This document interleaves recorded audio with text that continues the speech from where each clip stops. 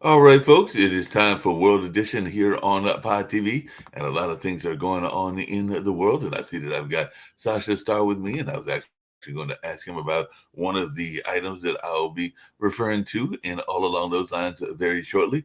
But up to 200 are still held hostage and train hijack standoff in Pakistan. Pakistani security forces battle to free about what they're saying in some of the reports are 300 hostages aboard a hijacked train.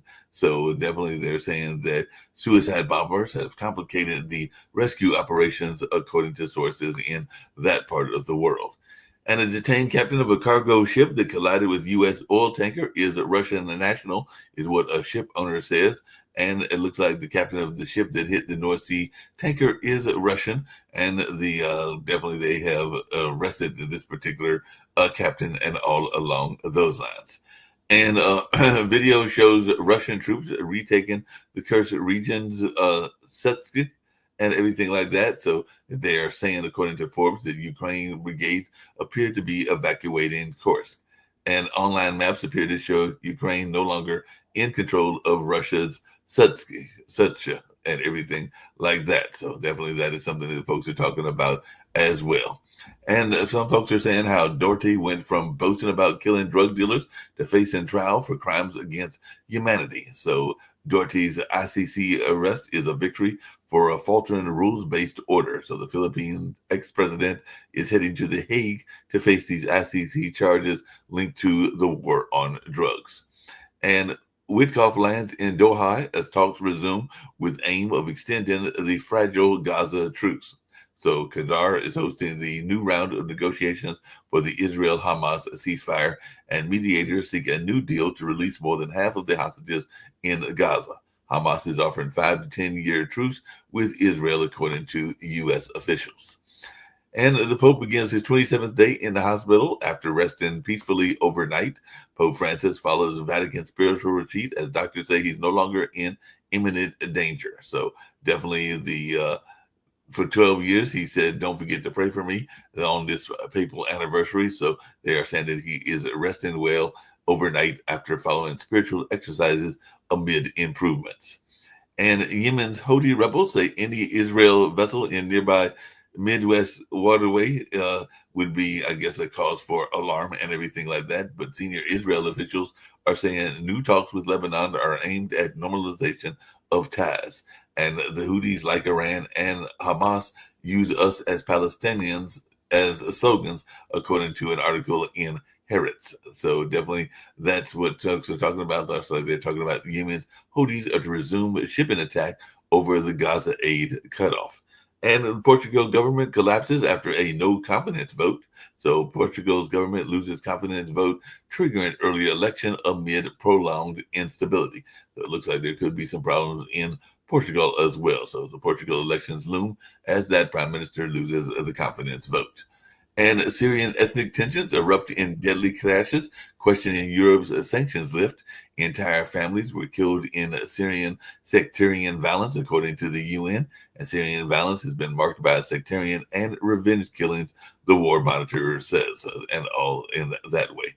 And in a rare meeting without U.S. allies, Western Army chiefs meet to show Ukraine unity.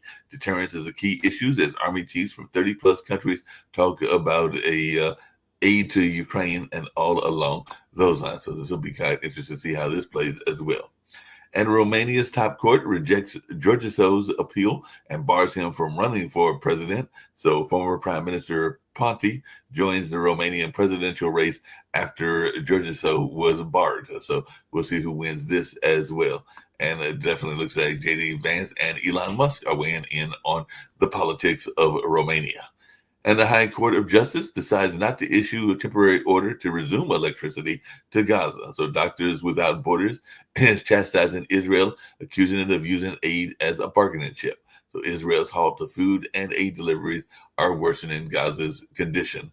And the UNRWA chief warns of deepening hunger in Gaza as Israel blocks all food.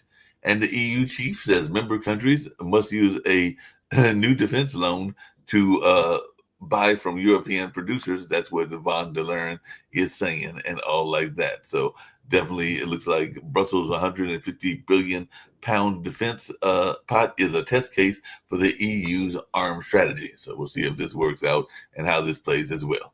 And Israel and Lebanon have agreed to talks on border, long a source of tensions. So Israel is looking to normalize relations with Lebanon, according to this particular report coming out of the Jerusalem Post.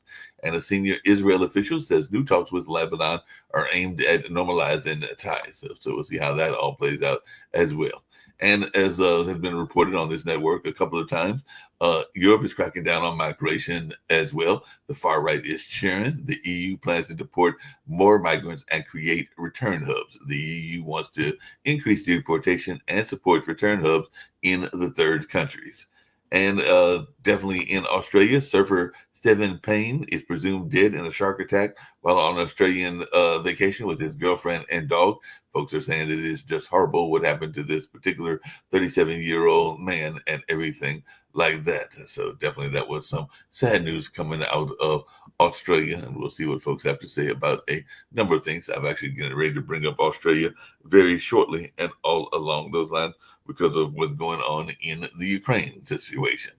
The EU is retaliating against Trump's trade moves and hits beef, whiskey, motorcycles with targeted tariffs. So the EU announces $28 billion in countermeasures to Trump's steel tariffs. So Europe has made its first move as Trump trade fight widens. So definitely U.S. allies hit back as Trump administration has hit and imposed metals tariffs.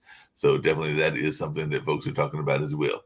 And New Yorkers protest as White House defends arrest of Mohammad Khalil at Columbia. Mohammad Khalil arrest. Folks are asking, can the U.S.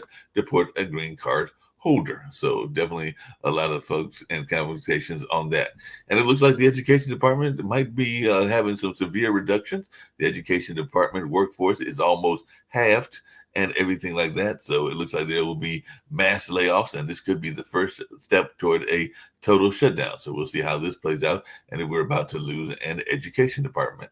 And Canada to announce $29.8 billion in retaliatory tariffs on U.S. officials say. So Trump imposes sweeping 25% steel and aluminum tariffs. And like I said, Europe immediately retaliated. Canada will announce more than $20 billion in tariffs in response to Trump's metal tariffs and all along those lines. So it looks like the trade war with Canada is escalating and all in that space. So it definitely looks like this trade war is definitely going on.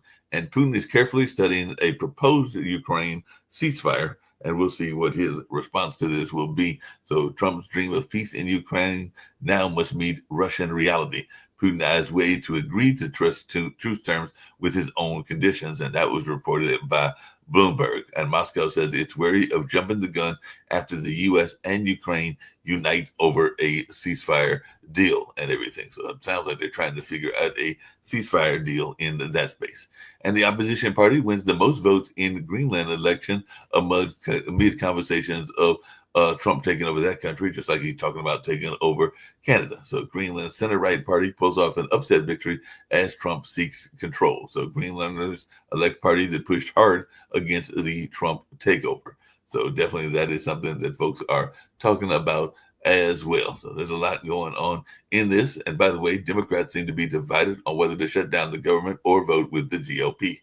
So definitely we'll find out how this transpires and if we have a shutdown on this coming weekend. So I think Friday is the deadline, if I remember correctly, and all along those lines. So definitely there's a lot going on in the world. And of course, we're glad to be talking about a number of these things that are taking place and seeing what's happening.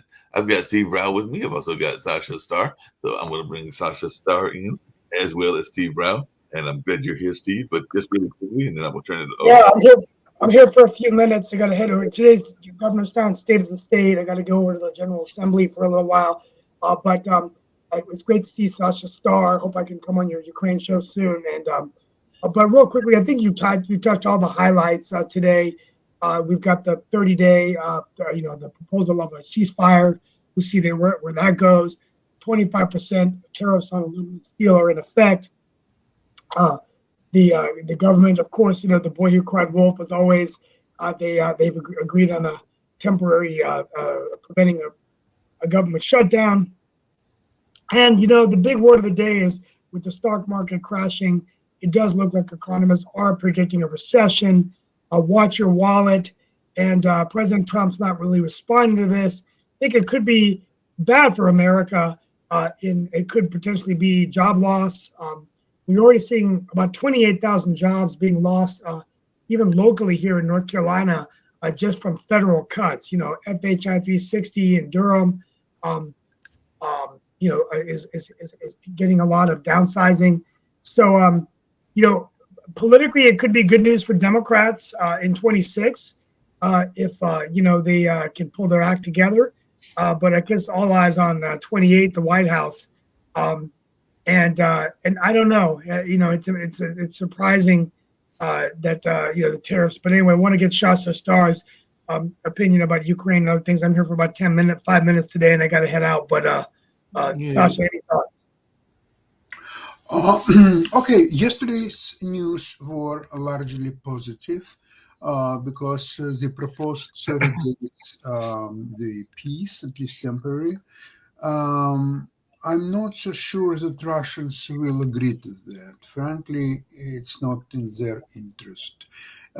In their interest is to continue the war of attrition as long as possible. Because if the war is over, there is nothing for them to look forward to. Their economy has been ruined. It's it's working now on militaristic mode, and to switch it to civil normal economy would be extremely difficult. Then several 100,000 soldiers, a lot of them are criminals, they will come back to a civil life. There will be incredible amount of violence because they used to, for now, get a lot of money killing Ukrainians. And once that stops and they're already used to a certain lifestyle and they have to replace that money with something else, and it's not going to be easy. So the only way how they can maintain their lifestyle is to become criminals, bandits, rapists, and there will be a lot of this in Russia once a peace agreement is established. So they're not interested in that. I'll be very surprised that it will play otherwise. I'm not so sure about Trump's ability to influence Putin and have some kind of trumps in his sleeves that Putin will not be able to deal with. I really don't, but we'll see real soon. The longer they don't reply, the more it means that they will derail this peace process. Hey, Shasta, just really quickly, because that's one of the things I was going to ask you about and everything. But apparently, yesterday, Russia was warned, or they warned Australia, I should say, of grave consequences. And I know that when he comes on the show, Shaquille talks about the Five Eyes nations and everything. But he says that if Canberra puts boots on the ground in Ukraine, that that's where they would face grave consequences. And this came after apparently the prime minister of that country, Anthony Albanese, announced that he would consider joining UK Prime Minister Keir Starmer's proposed peacekeeping operation involving a coalition of the willing to broker a peace deal between the two countries, which had been at war for 3 years. So I was just wondering your thoughts on this move by Putin, where I guess he's basically telling the Australians and the English that they could face consequences if they tried to assist by putting a peacekeeping force out there and everything. So just wondering your take on this conversation coming from the Russian government. Well, first of all, Trump excluded European nations and all European Union from conducting any peacemaking activities. And it's not by an accident. Trump is now he is now forming a new world where he, Putin, and Emperor Xi will rule the world. For that, he has to bring Ukraine on its plate to Putin and then he has to bring Taiwan on a plate to China. Once he's done both of this, then he will indisputably leader of this triumvirate with Putin and Xi, and Europe will be completely ostracized from this and will be sort of and why Trump is doing that, because Europe is the only island of democracy in this world, and Trump wants to crush democracy everywhere. So far, he's successful, and the only Europe is a tough mm, deal for him, especially if Ukraine will continue to fight. And it's now becoming obvious there are no fighters in this world equal to Ukrainians. Americans have to be ashamed of their policy to wiggle here, to promise this, and doing the completely opposite thing. And now Trump is doing this so-called rare metals deal. It's kind of a bamboozle. I'm surprised that American people are so gullible as to listen to all this garbage coming from Trump. Yeah, I mean, it's just crazy times out there, and I think that I gotta go, but I think it's an America first policy, right? Where Trump is just coming in and saying, look, we're gonna help ourselves. We're not gonna care about Europe. We're not gonna care about Ukraine. We're gonna do tariffs and drive up the cost for consumers and drive ourselves into a recession. I mean, we're seeing a pattern repeat itself, aren't we? I mean, we gave this guy, he wasn't a good president in the first term. And, should it be any surprise that it's the same thing, but the second time around? And I think the only good news for Democrats is this maybe after 4 years of Trump, that it'll be just ready for a change, whether it's Andy Beshear in Kentucky or someone new. That I think J.D. Vance, I don't think he has the Trump. He may be young, but I don't think he has the same telegenic charisma that Trump has to lead the MAGA movement. Very few people have. But Yeah. Let me tell you something about America First. America First was by far all the time since the end of Second World War until Trump appeared on the political stage. America was always great and always first, and nobody doubted that even that much until Trump came. And in order to win election first time in 2017, he had to badmouth Americans, saying that we are in trouble, we are in decline, everything is so bad, in order to win the presidency. So he won the presidency, but the slogan still remains, it has nothing to do with reality. And if America is not going to be great again, it's only because of Trump, nothing else. Now he started a tariff war against all the world, and he's going to lose it badly.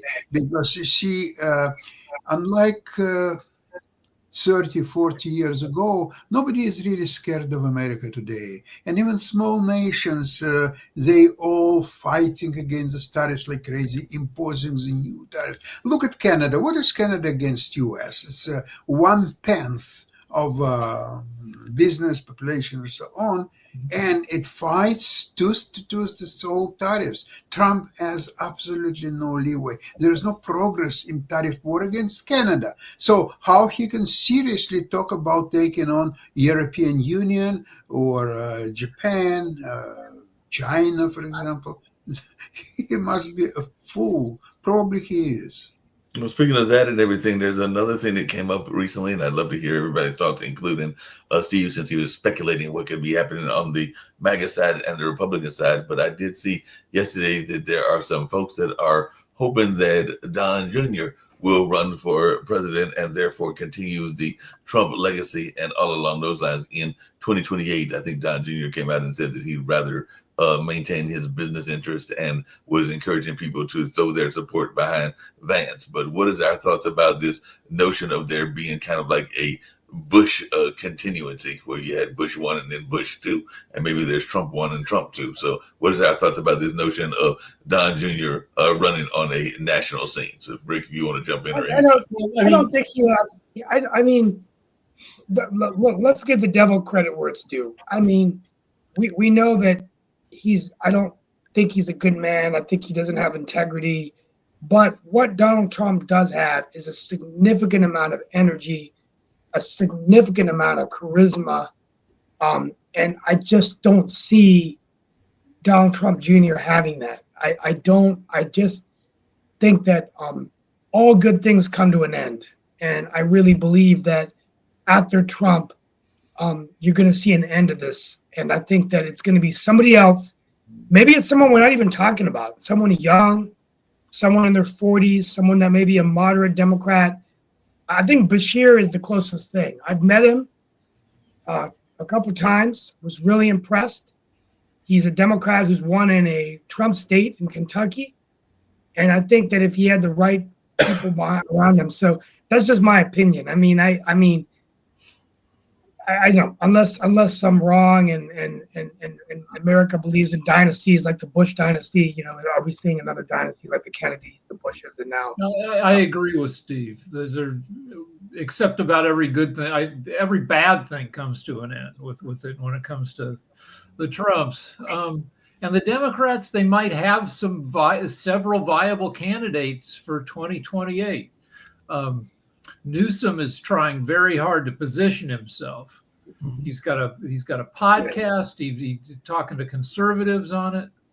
I think California though is tough. I mean, the state is such a mess with the amount of debt they have, the fires. I think it's going to be really hard. I mean, he's got the look and everything, but I just don't see a governor of such a liberal state like California winning the presidency. I just feel like they're not going to win the White House then, right? Because how can the governor of California, a liberal governor, a progressive governor, get, Nebraska, North Dakota, South Dakota, the swing states like North Carolina, Virginia. I just don't. He looks like a president on TV, yeah. Really handsome guy, but we'll see. He's trying to position himself as middle of the road. He came out against trans athletes. He just did a podcast with Charlie Kirk, who's TPUSA, as conservative as you can get. And yeah, that California is kind of a weight around his neck. But we've had President, Nixon came out of California, Reagan came out of California. Both Republicans, and that was a long time ago, but it's possible to do. You got Shapiro out of Ohio? What's Shapiro? I think it is. He depends. Okay, but Shapiro could be good. I don't know. It's plus it's still 4 years away. Yeah, it's definitely 4 years away and everything like that. So definitely folks will be playing interest in all of that and all along those lines. I talked yesterday a little bit about the state of the climate and everything. And, there was a famed astrophysicist, Stephen Hawking, that theorized that the Big Bang may have flooded the universe with tiny black holes. And now researchers are saying that they may have seen one explode. I know Jacoby and you, Rick, follow science and everything like that. So there was this notion that all this talk of war and everything might be irrelevant because we might not be here that much longer if some of Stephen Hawking's predictions came through. I mean, I doubt any of us will live 100 years from now and everything like that, but maybe some of our descendants may not even make it that much longer either. So I just wanted your take on this notion as to whether the planet is going to last that much longer based on some of the philosophy. You got to run. Have a good day. I'll see you guys tomorrow, okay? Thank you. All right. If you do the math on the percent of the fraction of stars that go supernova, Right. which is probably more of a danger than a black hole exploding. A supernova is when it's the last gasp of a really heavy star, and one of those going off in our neighborhood would pepper us with a ton of radiation. But when you look, there aren't that many in the galaxy. in any given period of time, and I don't think we're in we'd be in more danger from an asteroid strike than from a more cosmic event. Yeah. What's your take on that, Jacoby and everything? Because apparently he predicted before his passing back in 2008 the exact date of the apocalypse and everything like that. And apparently NASA is issuing their own warnings and everything. So how much of a danger are we in terms of society and what we're doing to society, the climate, and the world, whether it's through wars or whether it's through climate actions in your mind? I mean, I'm not worried about stuff in the cosmos that'll end the world. I mean, there's plenty of stuff out there. I mean, they just discovered a dark star for the first time, which is actually kind of cool. A dark star is not a black hole, but a dark star is something different. But again, they just discovered that. There's a whole bunch of other stuff that's still undiscovered. What's interesting, super interesting, is the fact that people don't realize that we're still moving through space. We're not standing still. The confusing part, which is kind of mind-blowing, space is still separating.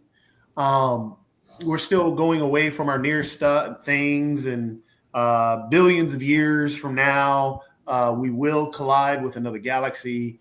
But also, one of the things that we're doing as we're separating, we're going to a thing called the Great Attractor, which is also another mind-blowing thing, thinking that we're expanding, but also contracting at another way. It's a whole bunch of neat stuff in space.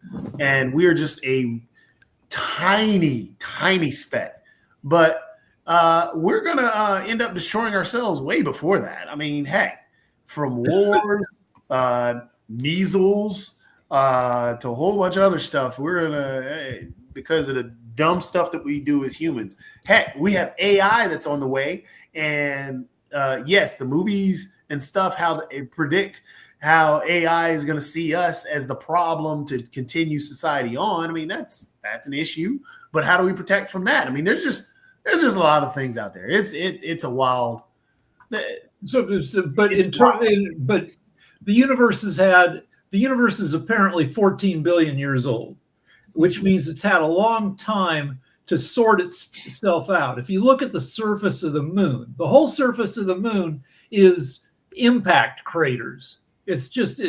But not lately. All that stuff happened 5 billion, 4 billion years ago. And then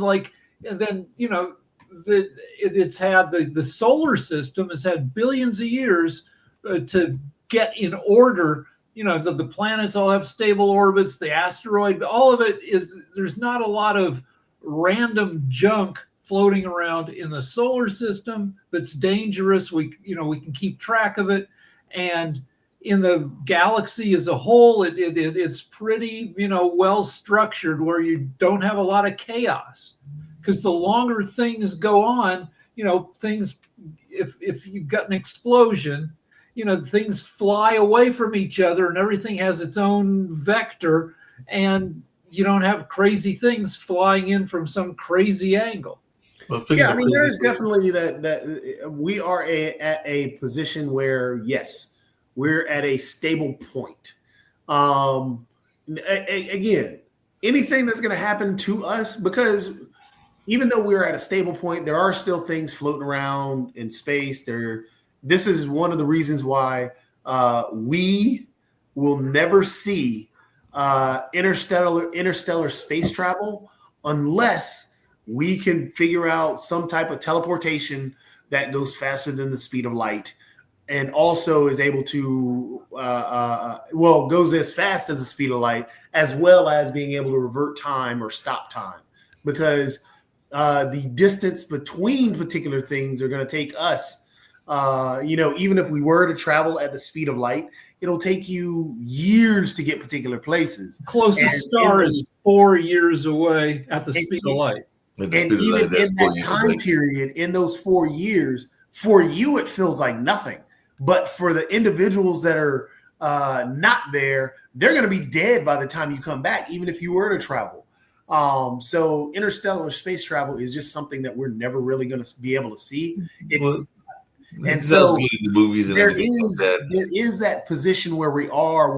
It is, yes, stable. However, constant motion, length of time. It always, as you said, leads to chaos. And there are things that are. I mean, we had, what was it, about a few years ago? We had the interstellar asteroid that came through, or the object that came through. We sent out, I mean, tons of stuff. It just. Speaking of chaos and everything like that, Matter of fact, one more thing. Hold on, that relates to Musk. Musk wants us to move to Mars, and there are two huge reasons why moving to Mars doesn't work. Because we have a blanket of atmosphere that protects us from cosmic rays. We also have a magnetic field because the interior of the Earth is metal, and it spins and it generates a magnetic field that directs cosmic rays, which cook you away from the except at the poles that were protected. Mars has neither of those things, and so you have to live like, I don't know, 1,000 feet underground to protect yourself from. Also, freaking without too much wind, like the moon and Mars. Like you go to the beach on Earth. If you look under a microscope, all the sand is rounded from water and wind action. The moon, Mars, not much water and wind action, and all the sand is super spiky, so it just cuts the hell out of everything. And it's like, it doesn't sound like a great environment. But check this out. This is another really cool thing, though. This is another because going back to the fact that we're moving through space, what we see in space right now. Currently, right now, we're not going to see the same thing, the same amount of stars or whatever that we can see say even 1,000 years from now, because we're moving at a particular pace. There are others that are moving at a particular pace. We're not all moving at the same speed. There's some that are moving away from us. So if you think about, hey, I see that star today. And if we were to live for another 10,000 to even 1,000,000 years, that star could disappear, or that planet could disappear from our field of view just because the speed of light would not be able to catch us from that planet that it's coming off of. So it's kind of wild to think about how we can only see a particular amount of stuff. We have a cone. And then outside of that, there's other stuff. We just can't see it because the light can't get to us yet. But then as we travel, that cone now only sees what's there. It's just wild. Lots of stuff in space. It sounds like it's wild in space and everything. But speaking of wild, and I see I got Nick join me, and this is for Sasha as well. But apparently there is a push in another wild part of the world where they are saying that the banks in the USA should be permitted to own cryptocurrency. And I know that most people here on the network are not the biggest fans of cryptocurrency and all along those lines. So what is our thoughts about this notion that a Bank of America or a First Citizens or some of these other big banks may eventually be owning their own cryptocurrency, and then they won't be pushing gold or the dollar and everything, because it'll be a major thing that is going on. And see that even last year, Donald Trump himself spoke at the Bitcoin conference in Nashville. So what is our take on this? I have a question for Sasha about this. Isn't it bad to own something where most of the investors in it are idiots? Well, in most of the investors are idiots. It's quite true, whether it's crypto or stocks or just anything.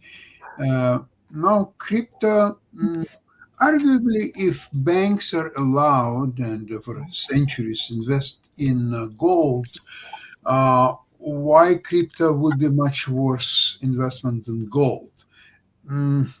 That's debatable. It's a very difficult question because the gold has a lot of quantities that cryptocurrencies they don't have. The gold is accepted universally. There is a demand for gold. You can exchange gold at any time, at any bank in any country for currency. Maybe crypto is moving there. Like Bitcoin probably would be. It's still. It's still not there, and I doubt that it will happen anytime soon. And if that's not the case, then why it would be prudent for banks, which are party of several regulations, how they can, just because Trump wants it, just to go, okay, we are going to buy cryptos. I don't understand how it's going to work. It won't work. Let me tell you what happened. Since I go back to this whole issue several generations, because my great-great-grandfather founded the First National Bank of Sydney, Ohio, which eventually became Bank One, which eventually merged into J.P. Morgan. So we end up a lot of Morgan stock because Jamie Dimon actually did really well for us. Thank you very much. But as you go back in the banking history, you're going to find out the banks actually issued their own currency. There was no U.S. currency. The banks would actually issue the currency. So you could actually buy, you get dollars from the First National Bank of Sydney, Ohio. Seriously, you got dollars from the First National Bank of Shelbyville. You get the dollars, and that was the system until there was this thing called the Great Recession.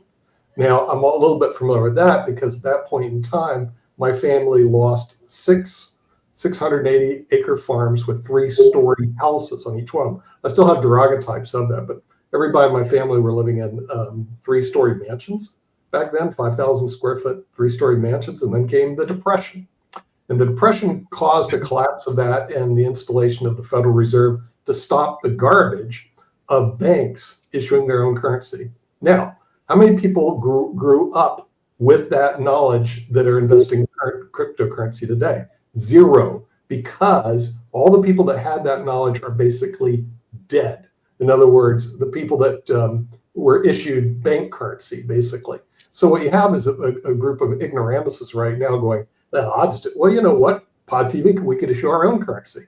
I'm shocked and amazed that the banking community hasn't shut down this whole big scam. It eventually will be shut down when you run through. It's a thing that was run through in the 1930s. Basically, everybody in crypto, your FOS. By the way, I want to add something. When I was comparing gold to crypto, there is a great safety by owning gold. You can store it in your bank vaults or have non-physical gold in your name and so on. Now, in cryptocurrency, there is no such luxury because there is so much fraud going on. So people can get access to your crypto deposits of any kind, and just transfer everything in their name without your knowledge, and there is no safeguards, so you have to put another layer of protection. But what are you protecting? Something that has no value in the first place. You're correct. You're so correct, Sasha. If you look at gold, it's a physical asset. If you buy companies, the companies have physical assets. They have real estate, they have inventory, they have, some cases, land, they have physical items like glasses, etc. So when you buy stock in a company, you're buying physical assets. When you're buying crypto, you're buying fiat currency issued by Joe Fiat, and you're basically incredibly stupid to do that. Gold, at least you're buying a physical asset. So it's not that I'm against crypto. I could care less what fools do with their money, honestly, okay? But the only crypto coin I have is one that somebody gave to me. The only crypto I'm going to acquire is nothing because I usually don't use my hard-earned money to buy nothing. But if you guys want to do it, I don't really care. You had a question. Hold on, let me ask about gold. Gold seems like a sucker's game, or you're paying a premium because it's the most famous end of the world material, the thing that you have. No, that's not true. Gold is used a lot, especially in India. They use it to decorate everything, and it's also used a lot in electrical. There's a lot of other uses for gold. So gold is not a bad investment. It is a real investment. Crypto is not. Crypto's all fake meatball. Hey, Mark, when are we issue Pod TV coins? Pod TV. Well, you always say we're going to have a contest on every show. Oh, we're not going to do that, but that's real money. I'm just saying, the only reason I'm scared to do that as a lawyer, I figured that I'm going to jail if we started issuing Pod TV currency. Come buy it, and then we show how wonderful it is and how good it is. And like Friedman, you end up in bloody jail, and that doesn't suit my lifestyle. So I understand, Sasha. You mentioned, Rick, you mentioned just that people are paying premium for gold. What are you referring to? What kind of premium? That if you turn on Fox News, they're selling gold. They're trying to scare old people that the world's going to fall apart and money, paper money won't be worth anything. The only thing you can use is gold. So buy our gold. Yeah, because they have a markup. My question is, should you buy something like that's a little bit less advertised, less famous, like platinum or some other? Rick, Of course, you should be. It has ads on it. Is marked up. It's marked up. Don't be stupid. An old friend of mine, a stockbroker, many years ago, I offered him a deal where I would sell him some shares at discount prices and so on. So he listened to all that, and then he said, "Sasha, I'm in a business of selling stocks, not buying. So if you want to deal with something, sell it first, then buy it. Start with a selling. See if you can sell it. Because if you don't have to, if you cannot sell it, whatever this coins that you're buying on Fox News, see if you can sell this." If there's ad cost attached, the person who's selling it to you factors that in to the sales price. So if you're buying it through an ad, there's more likely than not, you're paying marked up price. If you go to anything, drugs, everything else, you're paying up marked up prices. Just really quickly, Jacoby was trying to jump in and everything, and I don't know if he had some comments about because I do know that they tried to put some security, including those long codes, because I used to have one when I had an NFT and everything that are supposed to be the way to secure your deposits and everything and to warn against fraud. But I do know that there is fraud that exists in crypto, just like there's fraud in a number of spaces. But what was the point you were going to make, Jacoby? In terms of fraud, DOJ found 200 or was going after an individual who stole $230 million of crypto. Crypto, again, as you guys are pointing out, this is an item. If this were gold, then you purchase something. There's nothing in my hand now, but I can say that this air is worth $50 million. But then tomorrow I could say it's only worth $1. That's crypto. So the thing is what Trump is trying to do with backing crypto is basically what Nick was against in terms of taking our hard-earned money to buy something that isn't there that can lose its value in an instant. That means every little bit of money that's put there is gone. So it is ridiculous for him to back crypto right now. I mean, I've got nothing against crypto, but again, it's just one of those things that's, hey, you're buying air. And if somebody decides that air is cheap, then that air is cheap. Sasha? About 60 years ago, when American first landed on the moon, there was a new company created in Argentina, in Buenos Aires, by local lawyers. What they were offering is that because there will be a huge demand for landing in the moon and maybe develop the moon and so on, so they were offering that you could buy real estate and on the other side of the moon, which would be much cheaper because it's invisible from the Earth. And they prepared maps and they prepared how much you can buy for that much money or this much money and where exactly and where most likely next astronauts would land. So you could charge them some landing fees and usage fees and all kind of stuff. And they made projections how much money you're going to make in next 20 to 30 years or so. And believe it or not, a lot of people bought it because it didn't cost a lot of money. For $10,000, you could buy really, really prime property on the other side of the moon.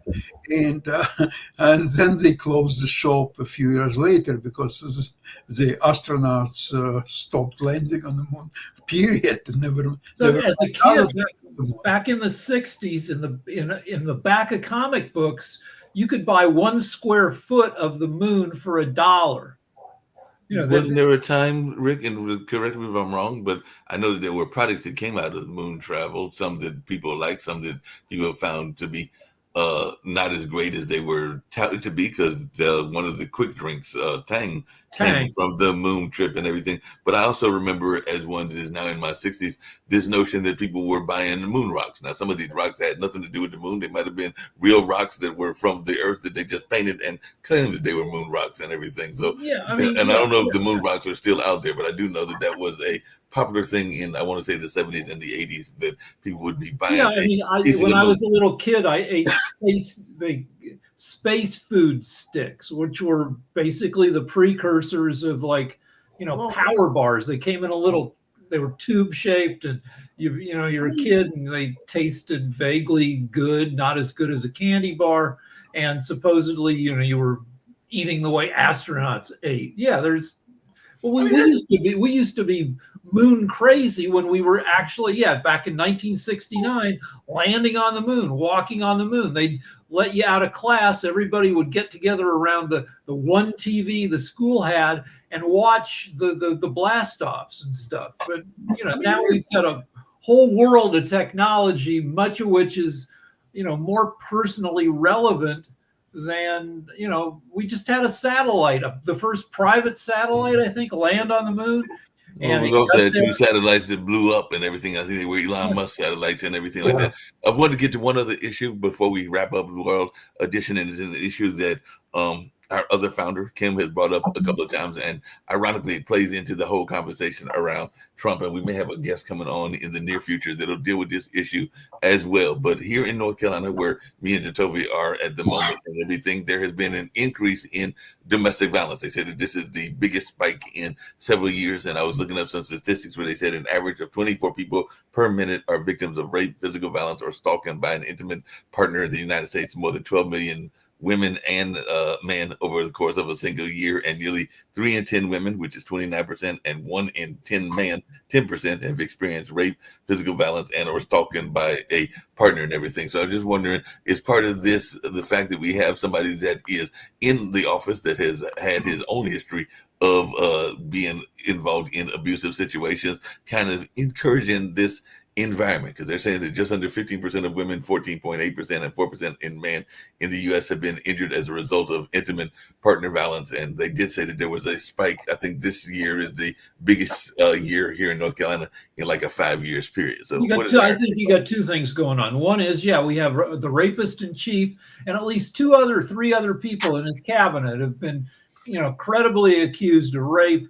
And we've become just meaner as a society, thanks to a push for that, and also social media. And the second thing is, there's a spike in domestic violence around the Super Bowl, because people get pissed at the outcome of shit. So given that things are so stressful across the country and the world right now, it's probably increased violence is probably a reflection of stress. We said rape was okay because the individual that got voted in was accused of what the judge said can be called rape. Not accused. Convicted. We said that racism is okay because the gentleman who got placed in office he propagates white supremacist propaganda on Twitter to everything. Or he used to retweet when he was on Twitter, white supremacist propaganda. He also hired some white supremacists within his cabinet and actually puts them forth and actually has them speak. He had a man who he hired say that if you want things to run well, you need some competent white men in charge. Yeah, he hired that dude. Also, he has his best friend who's actually propagating neo-Nazi stuff, because Elon Musk has backed the AfD, which the AfD backs Nazis, which is actually a fact. And it's not something that I'm just being hyperbole or saying out of hyperbole or just making up. These are things that he's done. He's actually pushing for apartheid in South Africa. He's saying legitimately that, oh no, we hate all immigrants from Mexico and all this other stuff, but hey, let's help those white people in South Africa. That is something Donald Trump has put forth. He's actually using Guantanamo Bay. So all these things, these spikes in domestic violence, are because we've okayed it. These spikes that are coming in hate crimes, which are happening, are because we've okayed it.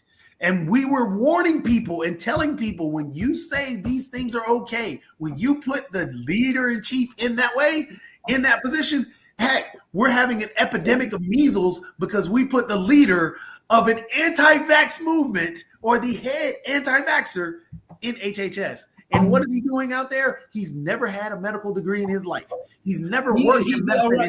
Let's talk about RFK. RFK yesterday. Yeah, RFK yesterday or the day before said that people used to have measles parties where they tried to give kids measles. That's absolutely not true. Measles kills and disables a ton of people, and they did it with chickenpox. That's true. But we don't even do that anymore. And if you go to RFK's sexual history, RFK is on his third wife. His second wife, during their divorce, his second wife went in a barn and hanged herself, committed suicide after she saw RFK's extramarital sex diary, in which he listed sexual encounters with 37 women, not his wife, in a single year.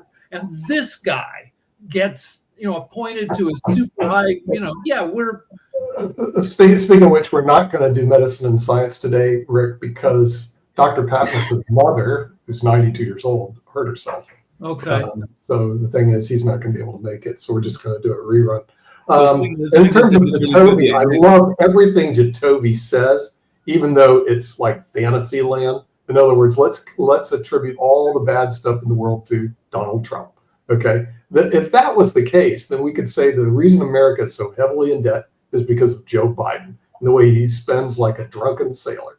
There's a certain amount of, and hence anybody who goes into debt and goes bankrupt, it's Joe Biden's fault. There's a certain amount of what they call personal responsibility. I know the Democrats don't believe this, but there's a certain amount of personal responsibility that you need to take for your own behavior. And you can't keep blaming on government, blaming on other people because of their particular attributes. So, it's left fantasy land. I'm glad everybody on the network and around the world gets to listen to it. I love listening to Jacoby because I had no idea how far out the left people could be. So speak more, Jacoby.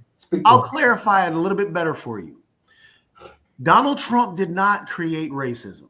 Not at all. That was created before him. Even more so, racism isn't beholden to one party or one individual. But what Donald Trump did do was give racism a megaphone and allow for it to propagate in the way that he did based on his actions. Donald Trump had the option to turn down a guy when he heard the guy say very racist things. He did not. He hired him and said it was okay.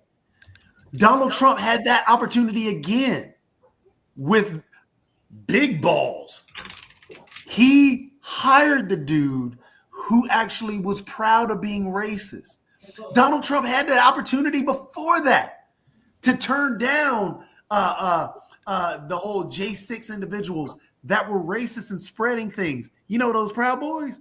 He did not. He invited them to the White House. So Donald Trump had those opportunities. Even more so, let's go even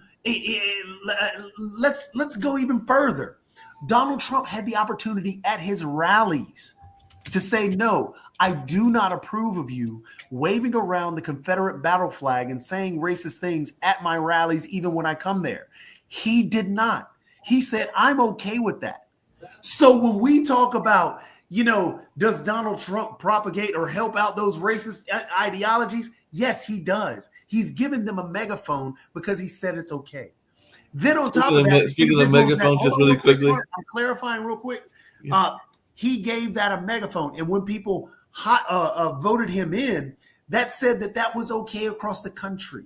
Same thing when Donald Trump goes on and belittles women, does misogyny, it does this whole machismo bit, and also is credibly convicted of what the judge says it can be called rape. And then he belittles the woman even more, even having to pay more money. And people say, hey, you know, she's lying. That's okay. That's what got the megaphone, is the fact that he's doing. This is why those spikes in domestic abuse are now growing, which makes it harder for women to come out and say, hey, look, this man is abusing me. I've been raped. Because why? Because we're pushing this death rattle of the patriarchy, which actually keeps and oppresses women in a fashion that it does. So, Nick, All right, well, he did not create. What Let me talk about. I thought Disney Hold on. fantasy. Let me talk about numbers. George W. Bush, I think, added at least $4 trillion to the national debt fighting the Iraq War. Then Obama comes in after the crash of 2008, adds $8 trillion, trying to recover from that. Then Trump adds $8 trillion with his tax cut for rich people. Then Biden adds $8 trillion, recovering from COVID, and now Trump wants to add another $4.5 trillion with another tax cut for rich people. So we've got 20 years of spending like crazy under Democratic and Republican presidents. And then the middle class in the past 50 years has shrunk from 57% of the population to 45% of the population. So people, on the one hand, we're spending like crazy in the government. And on the other hand, the middle class is under pressure. But Rick, along those same lines, because we were talking about on one of the other shows, there is a organization that helped make one of the middle classes, the African American middle class, that has been severely cut because a number of people had government jobs, particularly post office jobs, and we were talking about that yesterday on the Urban Sentinel, because that was definitely a way that the Black middle class was developed. And now there's this talk about getting rid of half of the staff of the education department as they work on eliminating it. And I know that even Nick has talked about maybe the education department needs to go and everything like that. So what is our take on this? Some departments being possibly totally eradicated or privatized, because I think that's what they want to do with the post office, is privatized. Well, let's talk about, because the post office has been fucked over historically by the Republicans. The post office is not a for-profit thing. It's mandated. It has to exist according to the Constitution. It's a great service. You can send a letter, and sometimes you need to send a physical freaking letter for 75 cents from any place in the U.S. to any other place. You can send a package for $8. Compare that to UPS. And the 15, 20 years ago, the Congress, Republicans in Congress said, hey, post office, in addition to doing the stuff you're doing now, you have to fund the next 75 years of pensions for your retired employees from the money you're making. There's no other frickin' company in the country that has to fund the next 75 years of pensions. And of course, so plus, people are mailing less stuff and doing more email. So on the one hand, you have falling usage rates. On the other hand, you have this ridiculous burden of like $15 billion a year to fund pensions for the year 2100. And so I think the post office is really the poster child why government just really sucks and shouldn't manage anything. How can you mismanage a company where you have a near monopoly, you have clients all over the place, and you can't balance your own bloody budget? It's because they have to fund to the tune of $15 billion a year. So you not only have to break even, according to you, but if that was a business, it would be highly profitable. Oh, wait a minute. It is a business. It is highly profitable. You're being very disingenuous. Which is privately owned. It's called DHL, which is privately owned. It's also called UPS. Nick, let me help you out. So the minute the government gets a hold of it, it turns to. You're telling a lie. You're just telling a lie right now. The post office actually. This is why. The post office actually does deliveries for FedEx and as well as UPS. So this company that you're saying is so poor.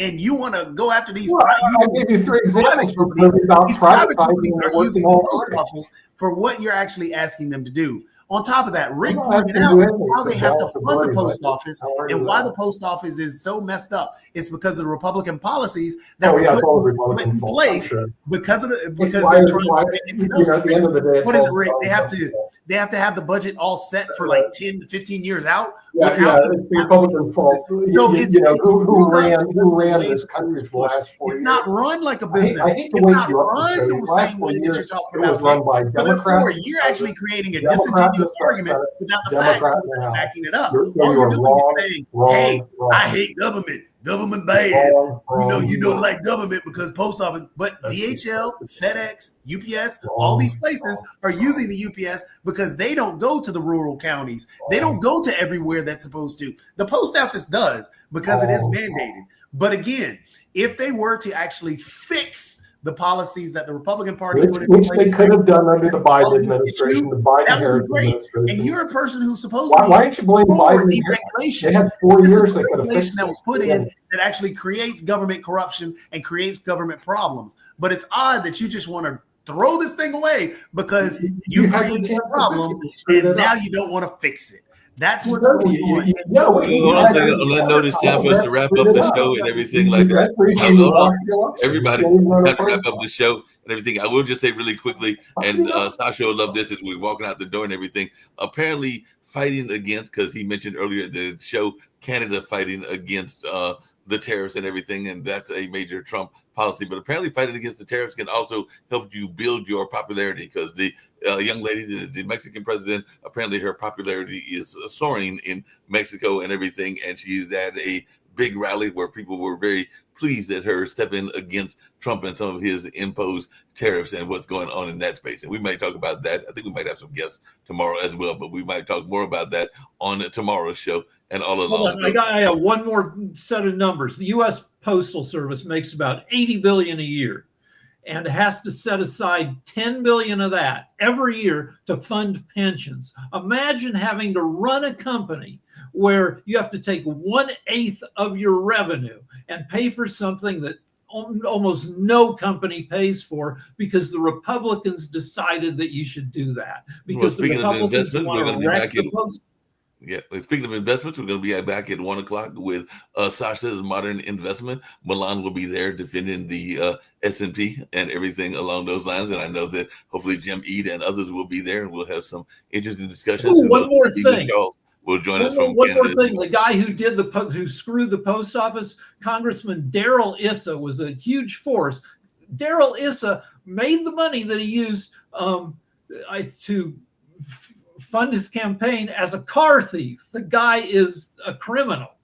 And on that note, we're going to get on out of here, and we'll see you back later on at 1 o'clock with Modern Investment with Sasha Starr and his esteemed guest, and all along those lines. So I'll see you at 1 o'clock, Sasha, and we'll be back with some more great shows on this network. But right now, let's get on out of here. Bye-bye.